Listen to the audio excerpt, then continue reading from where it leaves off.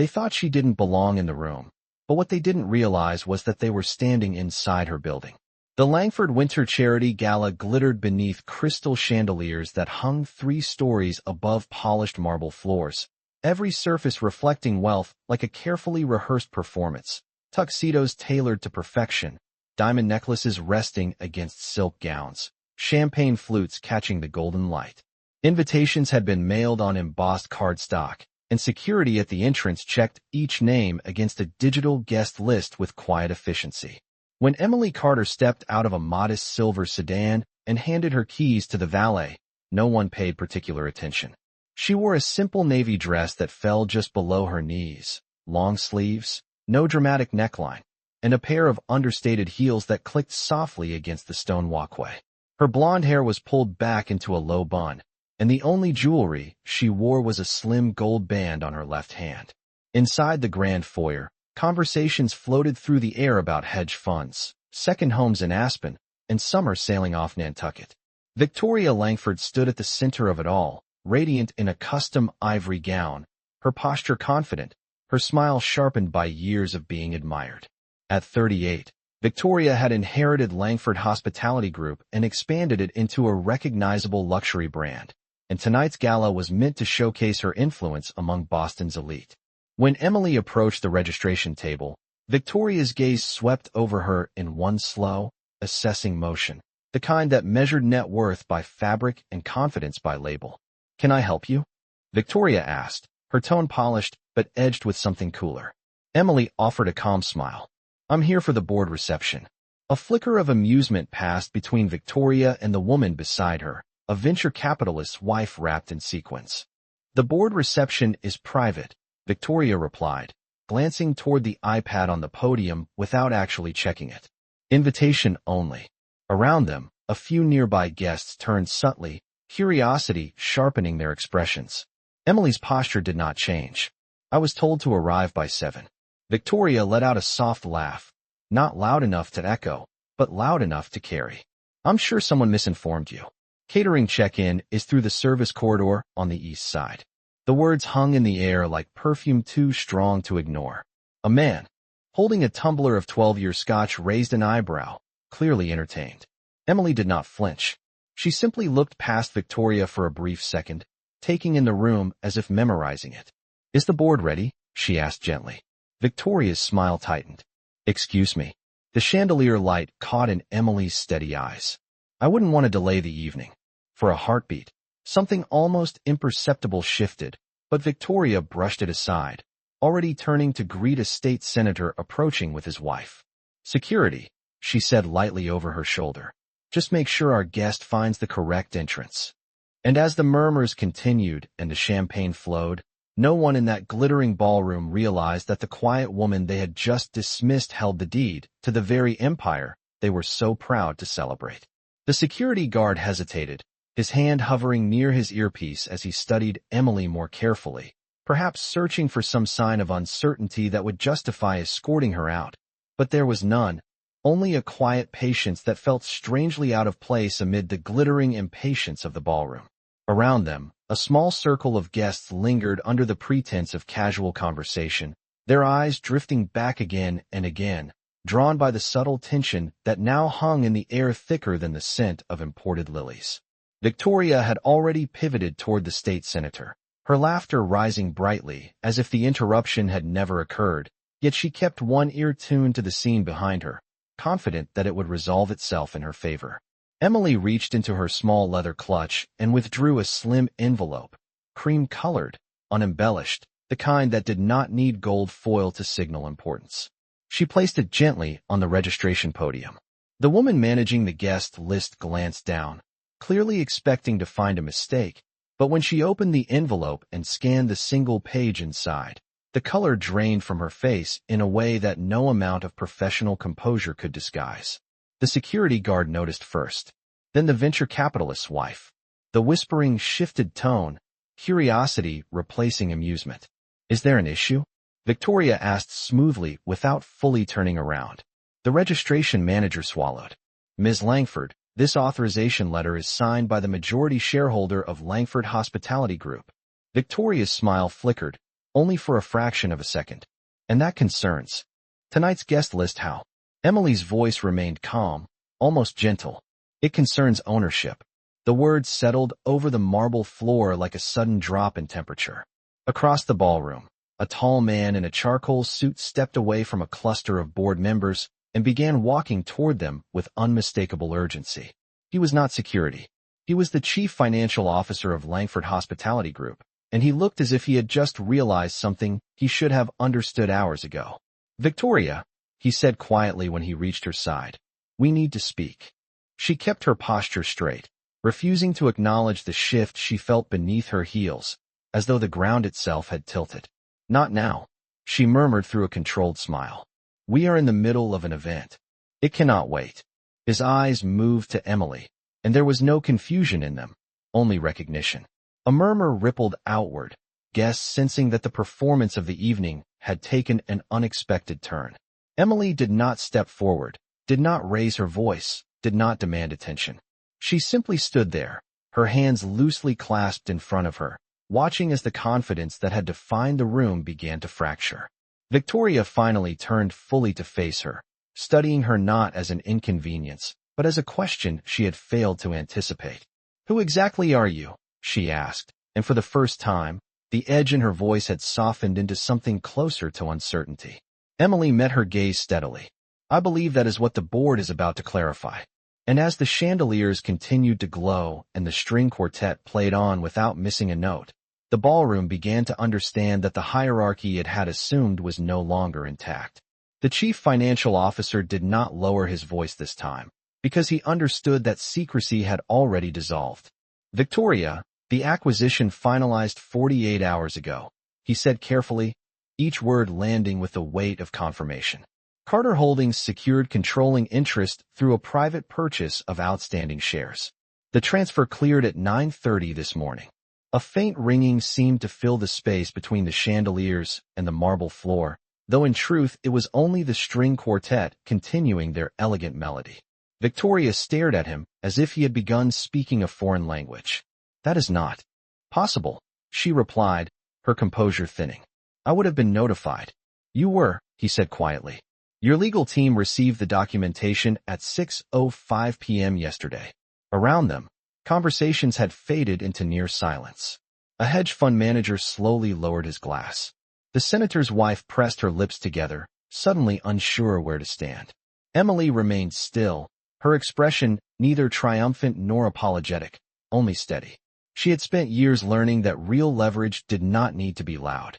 Victoria turned back to her, searching her face for some sign of deception. "Carter Holdings," she repeated, the name sounding different now, less abstract, more personal. "You are suggesting that you represent them?" Emily tilted her head slightly. "I do not represent them." A pause followed, deliberate and calm. "I built them." The words did not rise above conversational volume, yet they seemed to echo. The chief financial officer nodded once, confirming what the room was only beginning to grasp. "Ms. Carter is the majority owner," he said. "Effective immediately." The venture capitalist's wife inhaled sharply. The registration manager looked down at the podium as though hoping the marble might open and swallow her embarrassment. Victoria's shoulders stiffened, but there was no graceful retreat available. "You expect me to believe," she said slowly, "that you purchased a hospitality group valued at over $200 million and decided to attend its annual gala dressed like this?" Emily glanced down at her navy dress, smoothing an imaginary crease. "I prefer comfort," she said simply, "and I prefer to observe before I speak." A ripple moved through the guests, not laughter this time, but something closer to respect edged with disbelief. Emily's gaze lifted, meeting Victoria's directly. "I was curious how this company treated people it believed had nothing to offer." The sentence was not an accusation. It was an assessment. Victoria's confidence, once as polished as the marble beneath her feet, now felt brittle. "You orchestrated this," she said, though it sounded less like anger and more like realization. "No," Emily answered softly. "I arrived exactly as I am." Across the ballroom, members of the board began to gather, their expressions carefully neutral but unmistakably deferential as they approached Emily rather than Victoria. In that subtle shift of body language, The hierarchy of the evening rearranged itself. The chandeliers still glowed, the quartet still played, but the center of gravity had moved. And in the quiet space between one note and the next, everyone in that room understood that wealth had just revealed itself, not through display, but through control. For a long moment no one moved, as if the entire ballroom had been placed on pause while the truth recalibrated every assumption in the room. Then the chairman of the board, a silver-haired man in a tailored black tuxedo, stepped forward and extended his hand toward Emily with unmistakable deference. "Ms. Carter," he said clearly enough for the surrounding guests to hear, "welcome. We have been expecting you." That single sentence redrew the social map of the evening. The same guests who had watched her with amusement now watched with calculation.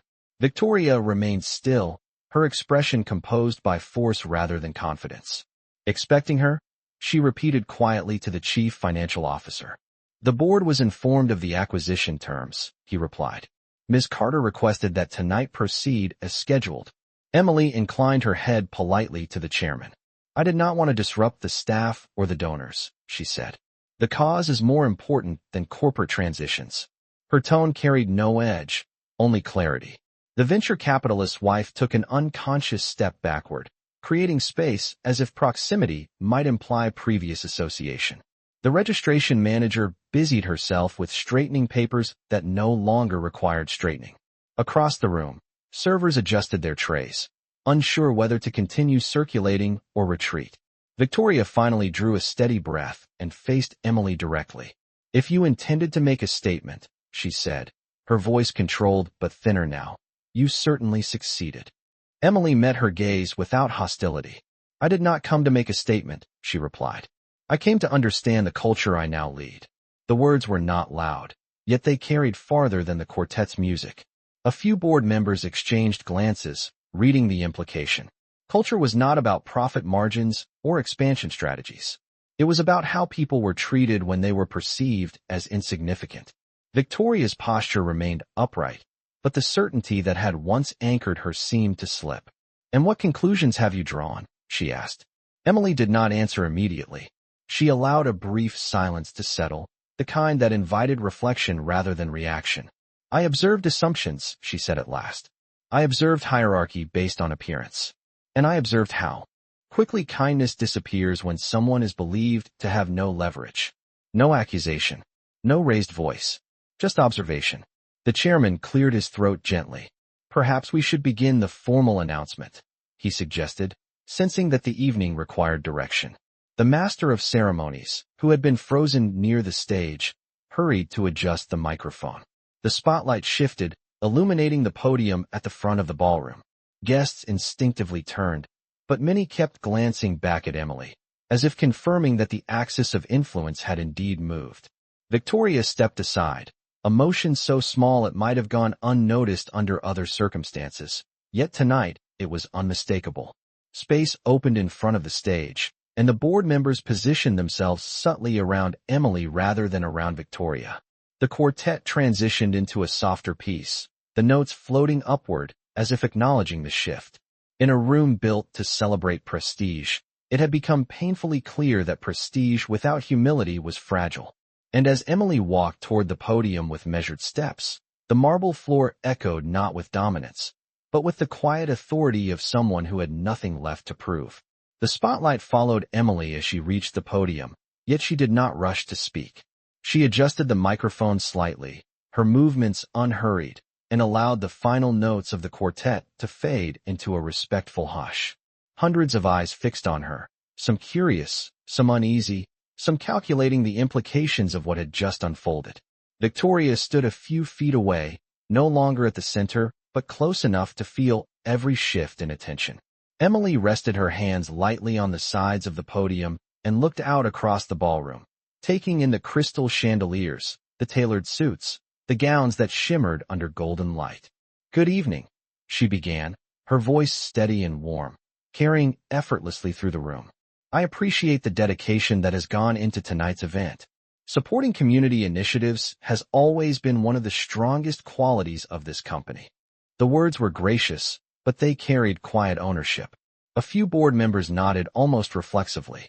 Emily continued, 48 hours ago, Carter Holdings finalized the purchase of a controlling interest in Langford Hospitality Group. This decision was not made for status. It was made for alignment. A subtle ripple moved through the guests again, though this time it was not shock but recognition. She was not boasting. She was establishing direction. For years, she said, I have invested in organizations that believe excellence and dignity can coexist. Profit and principle do not need to compete. Her gaze shifted briefly toward Victoria, not confrontational, simply inclusive of the moment. Leadership is not proven in boardrooms alone. It is revealed in hallways, at reception tables, in the way we greet someone whose value we do not yet understand. The sentence lingered. No one interrupted. No one laughed. Tonight, she continued, I arrived without announcing my role. I wanted to experience this company the way a stranger might. I believe culture is not what we claim on a website. It is what we practice when we think no one important is watching. The word important seemed to echo more loudly than the rest. Several guests lowered their eyes, replaying their own expressions from earlier in the evening. Emily's tone remained calm, almost gentle. We will continue to host events like this. We will continue to expand. But beginning tomorrow, we will also reevaluate how we define class. Because true class is not measured in square footage, net worth, or the cut of a jacket. It is measured in respect. The ballroom was silent in a way it had never been before. Not stunned, not confused. Reflective. Emily stepped slightly to the side, giving space for the chairman to resume the formal agenda, yet the power dynamic did not revert. It had settled into something new. Victoria stood motionless, her posture still composed, but her expression changed, no longer dismissive, no longer amused. The lesson had not been delivered through humiliation or anger. It had been delivered through contrast. In a room built to celebrate wealth, the most powerful display had been restraint. And as the applause began, slow at first, and then steady, it was not the applause of flattery. It was the applause of recognition, the kind that arrives when a room understands that it has just been measured and found wanting, and given the opportunity to do better. Applause continued to ripple across the ballroom. But it was different now, less performative and more deliberate, as though each person clapping understood that they were acknowledging not just a speech but a shift in direction. Emily stepped away from the podium with the same quiet composure she had carried from the moment.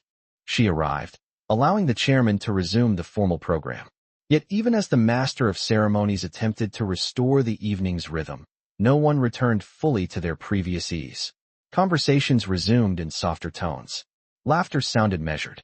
The air itself felt recalibrated.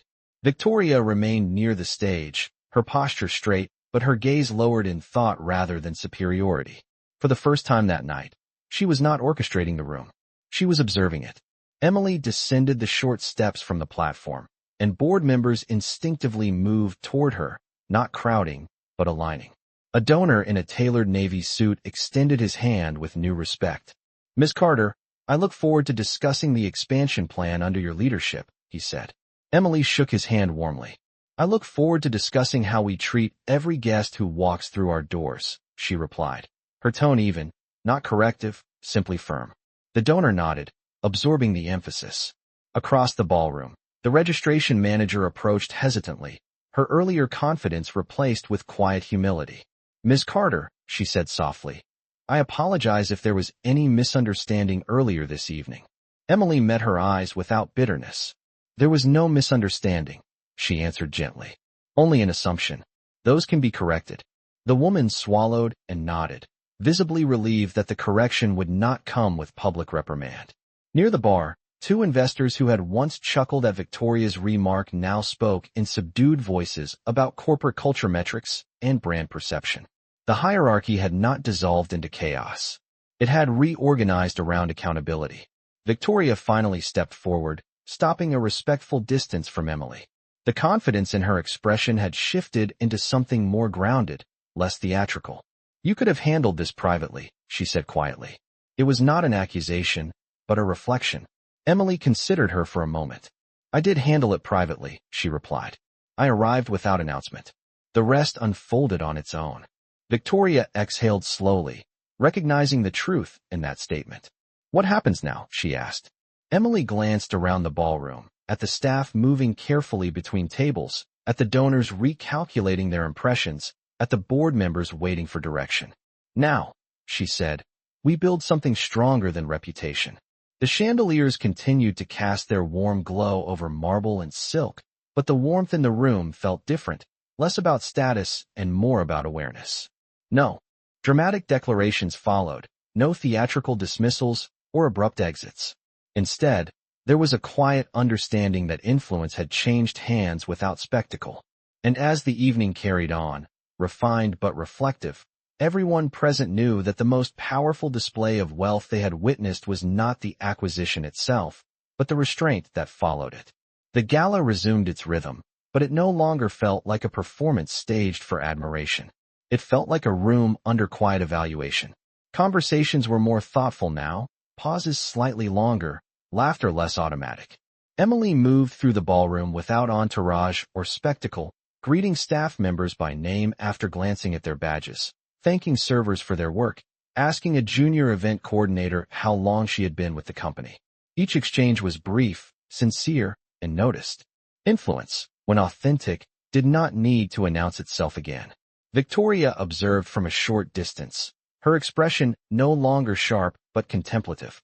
The confidence she had worn earlier had not vanished, but it had been reshaped into something less decorative and more aware. When a long-time donor approached her with cautious curiosity, she answered carefully, choosing her words rather than performing them. "Change can be constructive," she said, though the sentence sounded as if she were convincing herself as much as anyone else. At the far end of the ballroom, the chief financial officer quietly updated two board members about the transition timeline, outlining integration plans, restructuring considerations, and cultural assessments that would follow in the coming weeks. Yet even those logistical conversations carried a different tone. This was no longer about expansion alone. It was about alignment.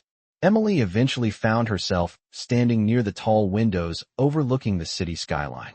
Boston stretched beneath the night sky, its lights steady and indifferent to human pride. A reflection of the chandeliers shimmered faintly in the glass beside her.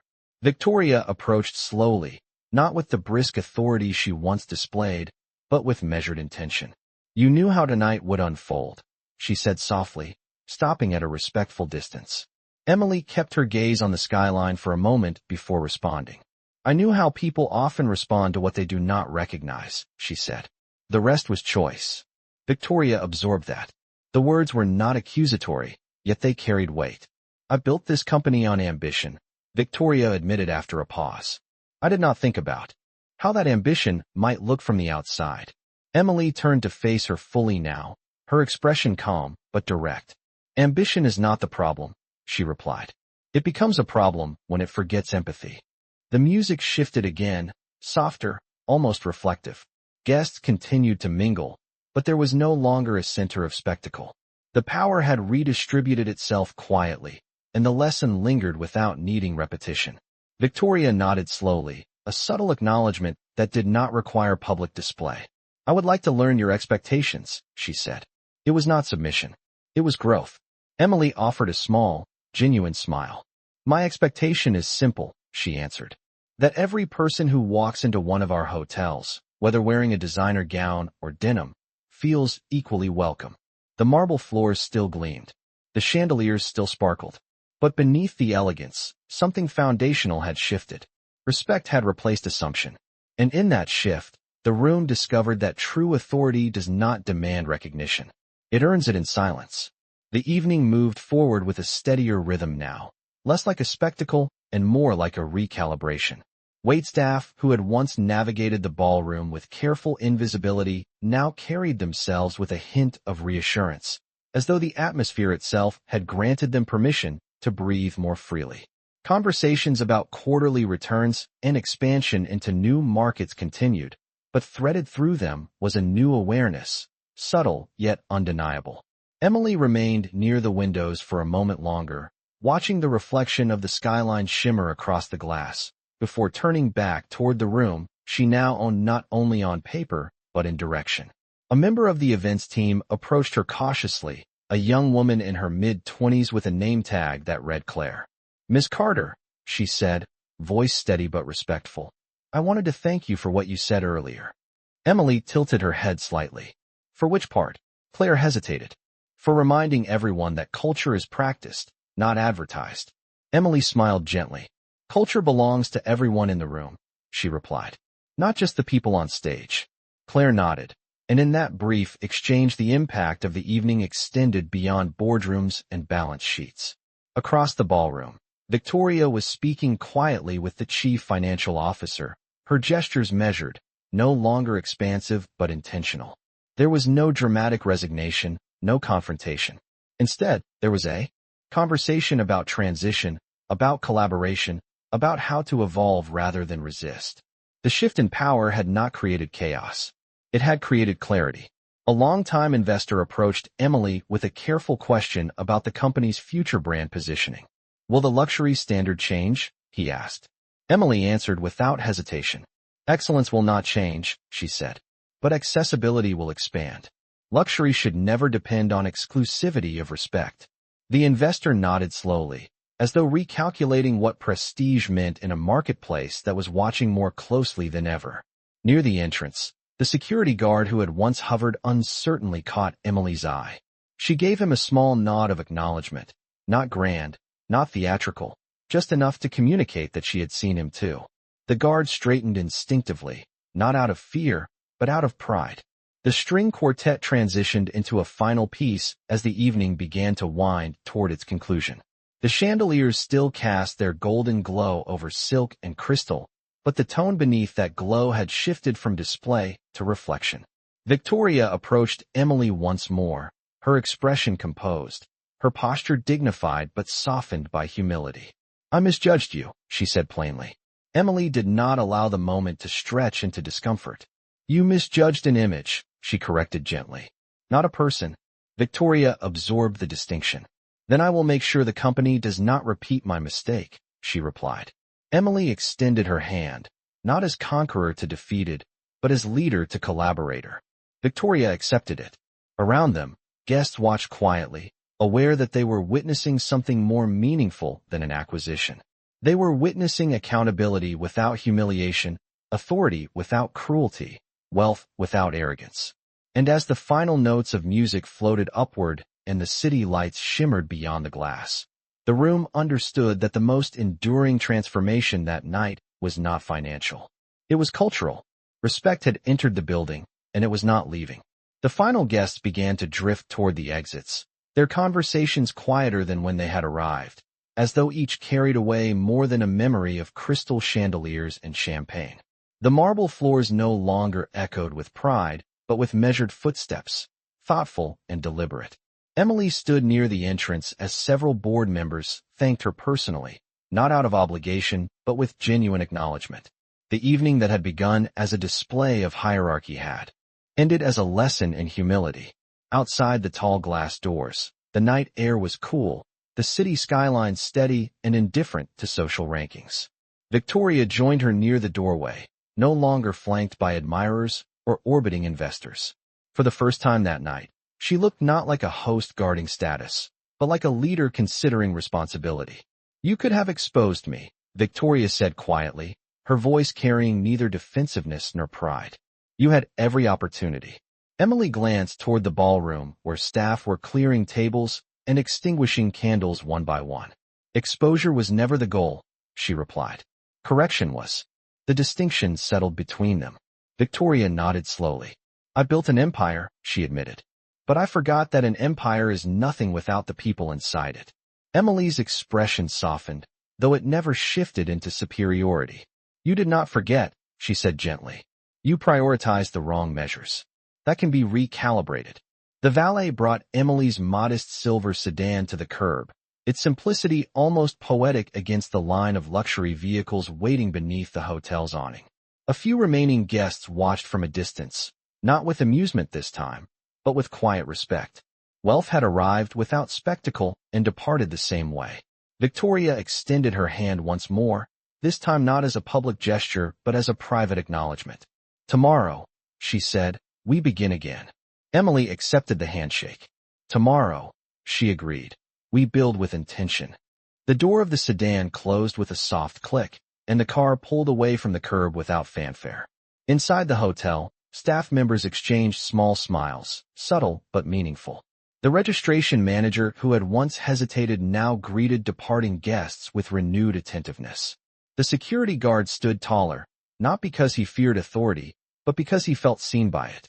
And Victoria remained at the entrance a moment longer, watching the taillights fade into the city traffic, understanding that leadership was no longer about commanding admiration but about earning trust. The gala would be remembered for its elegance, for its donors, for its announcements. But those who were present would remember something deeper. They would remember the quiet woman in the navy dress who walked into a room that underestimated her and chose not to retaliate, but to redefine it. And in that marble ballroom, where arrogance once felt untouchable, the most enduring lesson lingered in. Silence. Real wealth does not need to announce itself. It simply changes the standard of the room.